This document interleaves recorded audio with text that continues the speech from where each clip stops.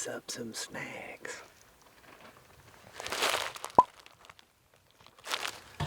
We're heading to a spot we haven't hunted yet. It's the buck nest. We came down here the other day and checked the tracks. Doesn't seem like many people have been hunting back here, so we're going to go give it a shot. We've got a pretty calm morning, essentially no wind, so we're going to use this creek to our advantage. Just kind of work our way down that and then be able to keep a visual on deer ahead of us. There's fields on the private we're expecting the deer to be feeding in, and then the creek bottom, which is on public, is a good area for them to transition through and cruise through in the morning. We haven't been here yet. I guess Zach and Jake were in here early season, so nobody's been in here since as far as our group, so we'll see what we can find in there. It's been good in the past.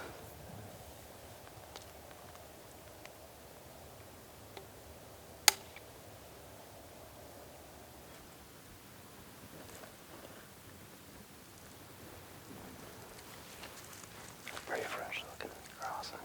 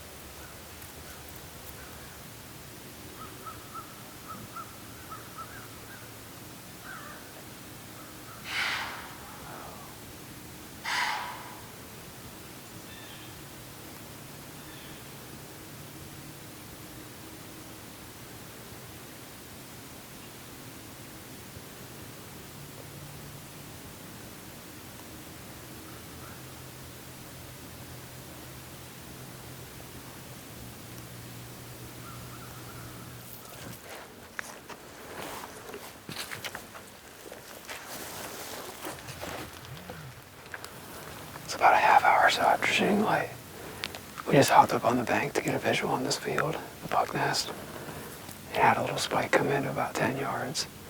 And a small, like 2-year-old, 1-year-old looking buck was over here on the other side of the creek. He's blown a couple times, but he couldn't get eyes on us again. He's kind of working that direction. The thought is that the bigger bucks are probably still hanging out in the back of this field, so we're gonna make a move. It's nice on these sandbars. You can move very quietly.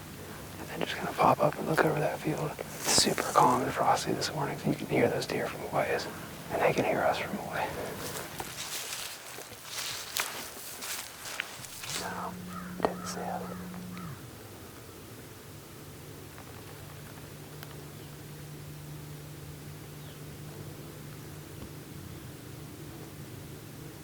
Oh, there's a buck behind her.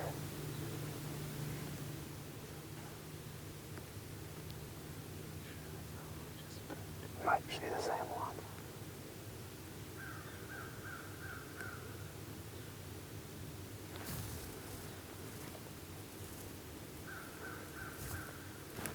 She's got this thing now that they're across.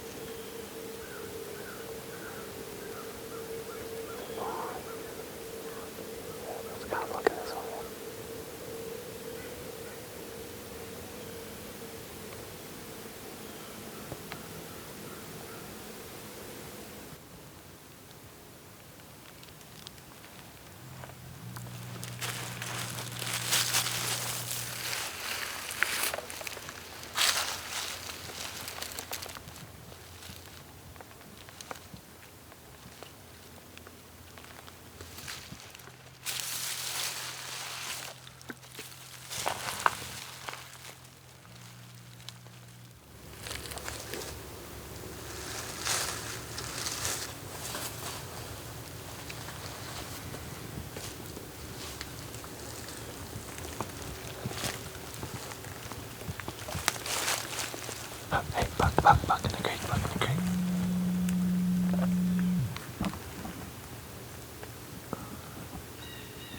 See him? Yeah.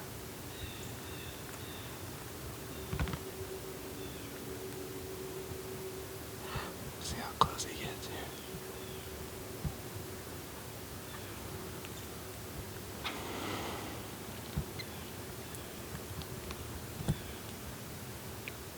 Get up on this bank.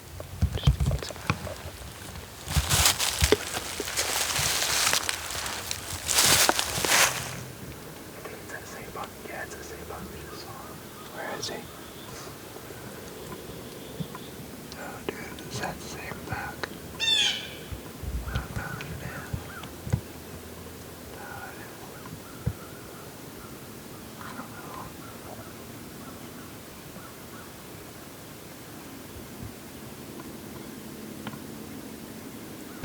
There's another deer behind it. Do not that I haven't seen him. It's just one of those two. Three.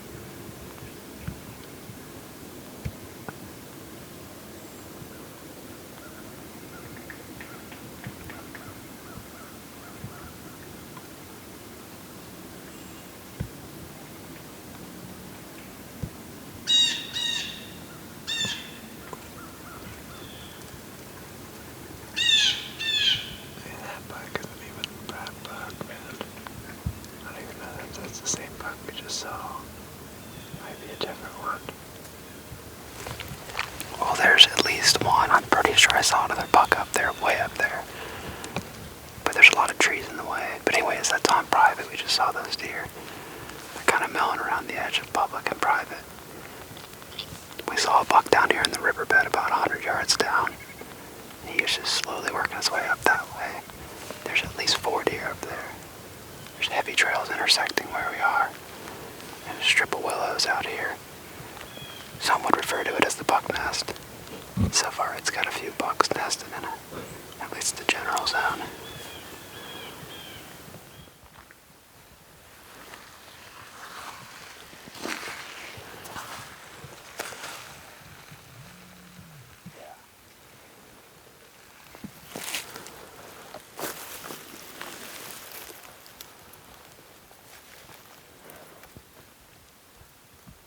We made it to the end of the public here, using this creek bed. Kind of just reading sign as we go. Just got to the edge of the public private line and saw a doe and a fawn working through this bedding. So far it seems like the best bedding is kind of low down here, just where it's dense and there's some down trees, and up over here there's some cedars too. We're kind of trying to put together a game plan for the afternoon. Nice thing is we can slip in this creek corridor. As long as we don't do too much on the bank, we're not really affecting too much.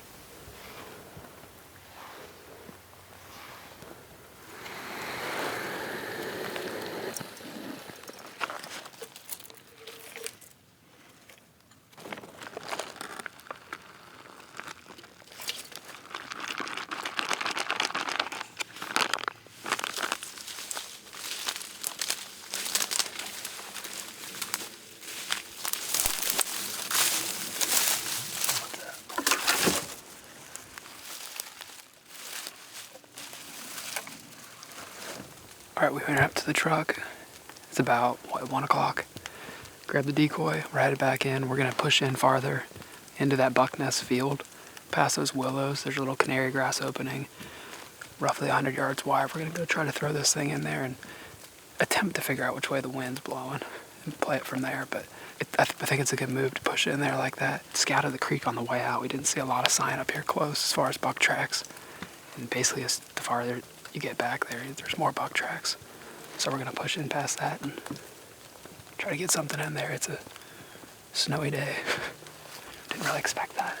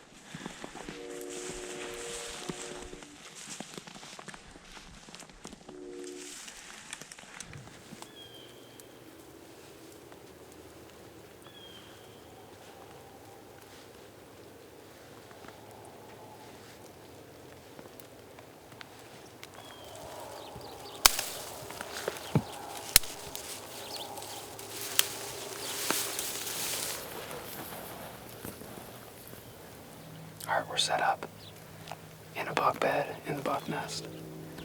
While we were coming in here, we've got a slight east wind. It's hardly doing anything. But as we came in here, a doe came up to the edge, kind of walked back, didn't blow or anything, and then maybe the same doe came out downwind of us and never really winded us. She worked off.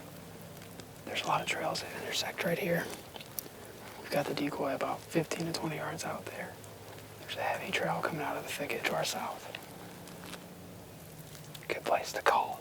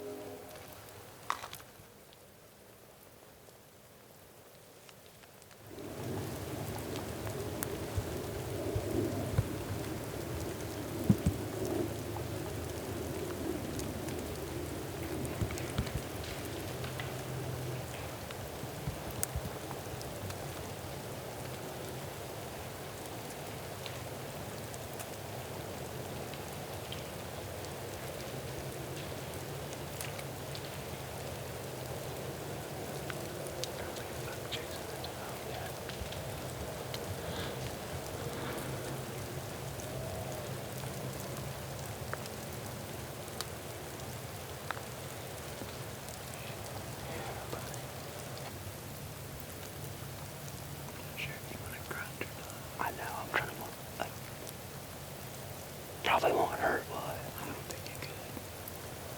I think it's a pretty natural spot to be grunting from.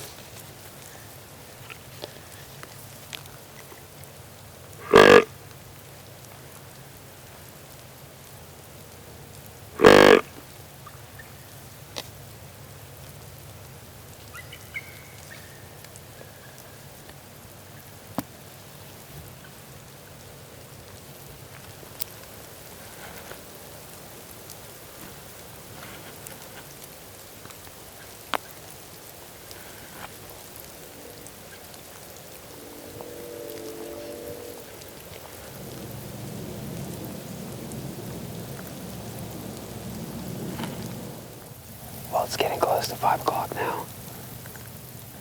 We haven't heard anything since we heard that buck crashing over there. He's either breeding a doe, chasing a doe, some sort of rutting. But we haven't heard anything since. We did grunt at him. Potentially he, took the doe in a different direction. Or they were just kind of moving through. We don't really honestly know what happened. At one point it sounded like they got pretty close. I find it hard to believe they haven't seen that decoy. It's kind of hard to see much of anything right now, or when it was snowing, but either way, it sounds like there's a hot doe in here. Snow's starting to let off now. Maybe something will move the last few minutes.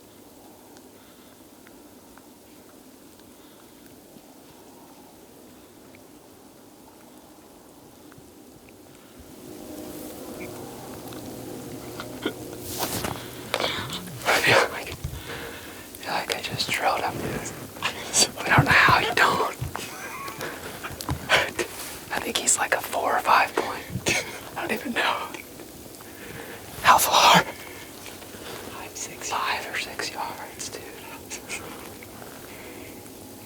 Did you hit him good, do you think? I feel like it did. Put it right behind the shoulder. I mean, he's like, I never saw he like went. Did you get it? I mean, I got it.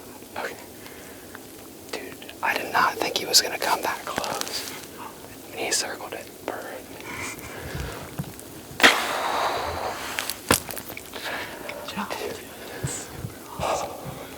I mean, basically, last minute. I mean, we've got like 10 minutes left.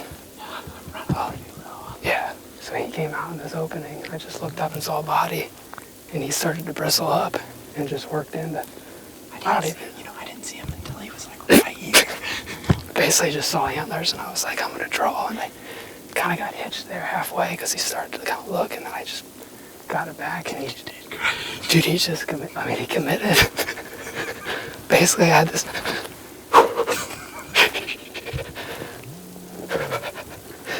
I had this plan to for him to go behind that brush, and then I started to draw, and I was like, well, he's looking at that decoy, and he just started walking right here inside the brush.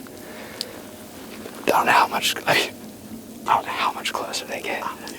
You shot him. I saw him poke his head up, and you were just like, pop. And it sounded like, pop. Yeah. Didn't it sound good? Yeah. Dude, hey, great job. You did great. Sweet. That was sweet. Decoy.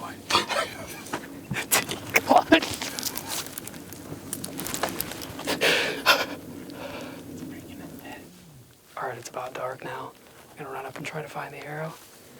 Run up 5 Yeah, yards. it's gonna be more like a skip. Hop.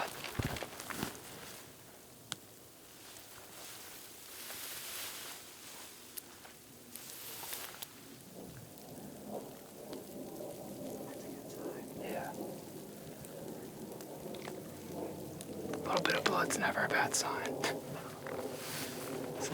This is point of impact. It's probably back in here.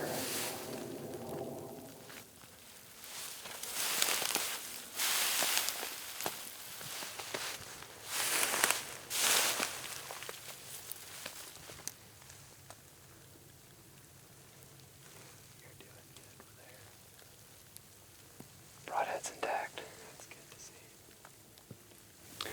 Well, we're here at point of impact. There's a bunch of blood. That's a good sign. We're gonna actually go back to the truck. Zach's headlamp died. We'll get a better headlamp for the camera, maybe a better something to cover the camera up because it's gonna keep raining and snowing all night. We're gonna grab the decoy and take that back with us too. It's probably a mile hike back. Really no hurry. We're thinking worst case scenario, it's a single lung and you don't want to go in there and just bust him for really no reason. It's gonna be obviously cold enough tonight. Nothing really to worry about, so go back, maybe warm up on a walk back and grab some knives and get back at it. Feel good. I'm stoked, man. Yeah, good job. That's good.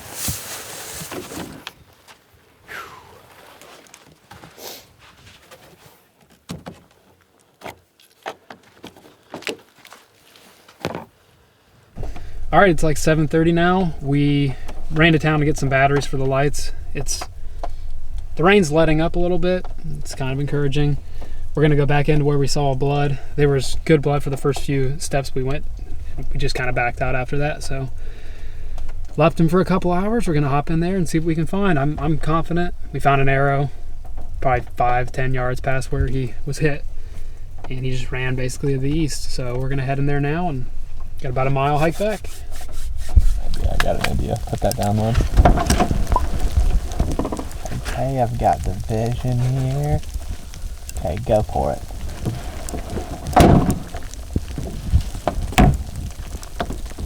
That was completely sick. Heck, I didn't even shut my door, boy. Come on. That's how fired up. Last blood's here. He kind of went in this direction. We watched the footage back, and I'm pretty sure I know which trees he went between. I'm just gonna try to ease in there and follow blood. Luckily, we've only had rain since and not really snow, so you can still see blood 2 hours later. We're gonna work in towards him.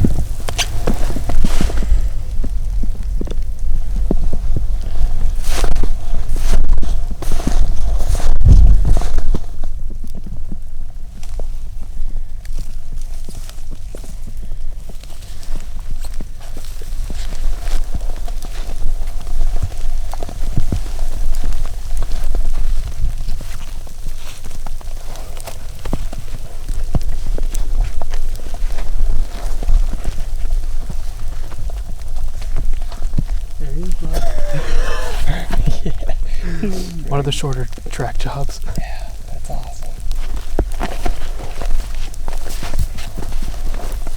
Dang, what a shot, dude.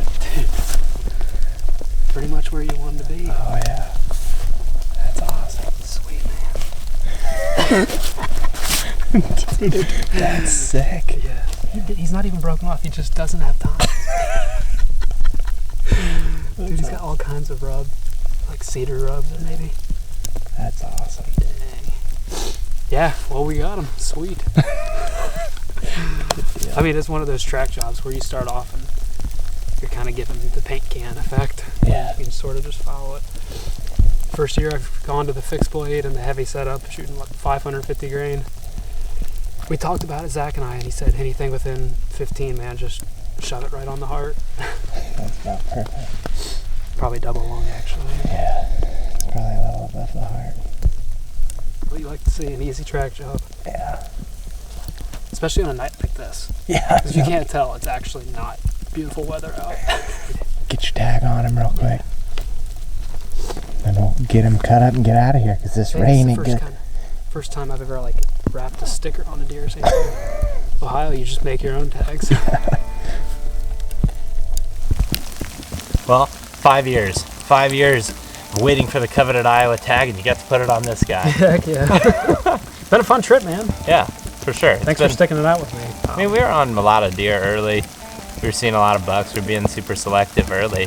The biggest learning point for me was things are going to change. You know, we spent a lot of time doing the same thing that we did last year, and it just wasn't working. So we just decided to change it up and come in here and just do something completely different. And sometimes that's what it takes. First day we hunted the spot. But the decoy also was pretty sweet, man. I mean, you know, we did a podcast last night with Greg, the decoy master. It kind of got us fired up to do it and bring it out today. Thanks for the suggestion, Greg. Thanks for the decoy. Yeah, thanks to Greg for it. Wonder how many decoy that thing's killed. What? Or wonder how many deer that thing has killed, that decoy. Probably a lot. He said he's used it for like 20 years.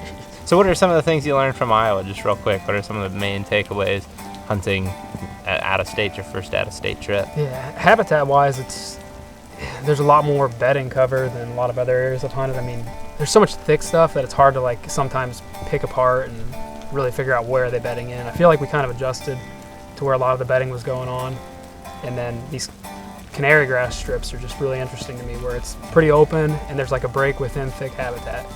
And you mentioned that earlier, like if we just get a decoy out there, if we make a setup in a canary grass strip, you put yourself in pretty much bow shot range, and then you're also like in the area where they can pop out, get a visual, and then pop back in the cover. Mm-hmm. It's like little openings within the bedding. In Ohio, it's kind of like almost backwards in the timber. Like you've got a lot of open timber, and then you've got these little thick patches.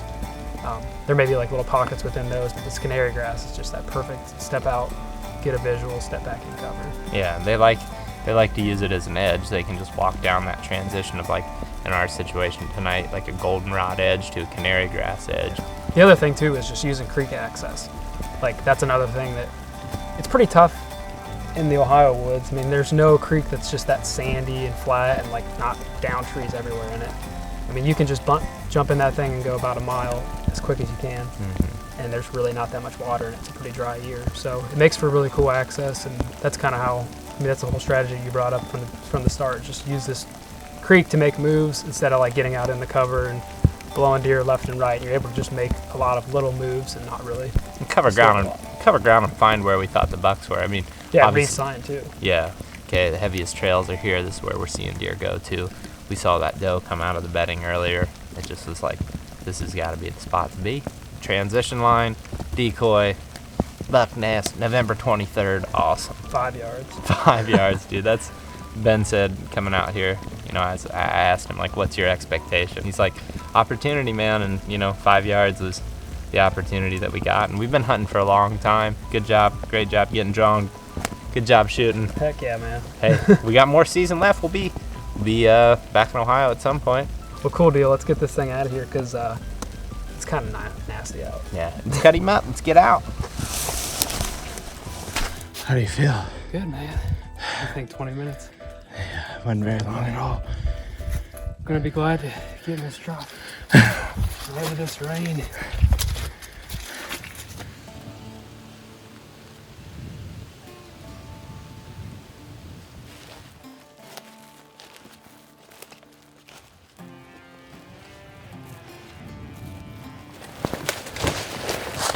Fuck. Where? Down on this point to the left. Oh, we just jumped a big buck. We figure the deer just working like this. I mean, we saw that buck somewhere up here today. We saw him go that way, so hopefully he's still in here. I'm excited. As soon as I get a chance, I'm gonna kill him. I got safety off. Yeah. He's just feeding around.